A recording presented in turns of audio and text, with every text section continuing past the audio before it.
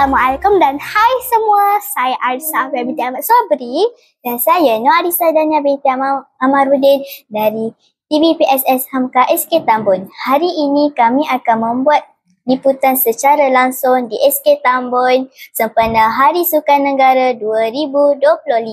Saya serahkan laporan ini kepada wartawan di SK Tambun dan wartawan itu akan menemu ramah beberapa orang guru dan murid yang terlibat di sana. Silakan.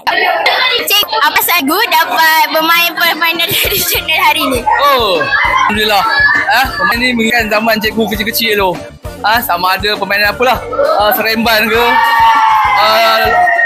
0 point. Memang cikgu tak boleh lupakan ni. Memang seronok. Harap kamu pun gembira dengan permainan ni. Okey. Terima kasih cikgu.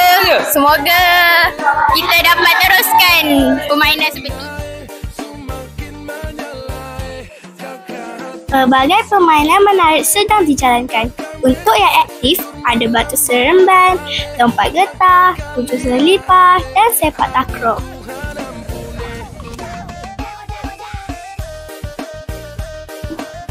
Untuk yang suka menguji minda pula, ada permainan catur, sahibah dan juga Beyblade. Semua permainan ini memang dapat tarik perhatian murid-murid kita. Sekarang kita bersama dengan seorang peserta dari Beyblade. Adik, boleh perkenalkan diri?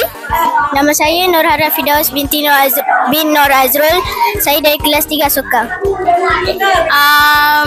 Seronok tak suasana Hari Sukan Negara ni? Seronok? Permainan apa yang paling adik suka sertai? Beyblade. Okey, terima kasih dek. Apa perasaan cikgu bila dapat main permainan tradisional? Perasaan cikgu bila dapat main balik permainan tradisional ni, dia dapat bagi perasaan nostalgik. Sebab permainan tradisional ni dulu dia memang sangatlah hidup masa zaman-zaman ibu bapa kita muda. Itulah perasaan cikgu. Sekarang kita bersama dengan seorang peserta yang sedang menyertai permainan ini. Adik, boleh perkenalkan diri? Boleh. Nama saya Aida Nur Dalili binti Ahmad Ismadi. Saya dari Nazalia. Seronok tak suasana Hari Sukan Negara ni? Oh, memang seronok. Oh, nampak sangat seronok tu. Permainan apa yang paling adik suka sertai? Batu seremban. Selain daripada murid-murid, guru-guru juga tunjukkan bakat mereka dengan bermain permainan pada hari ini.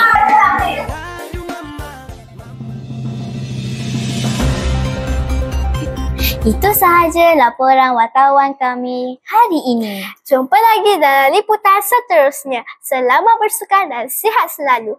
Jumpa lagi. Bye.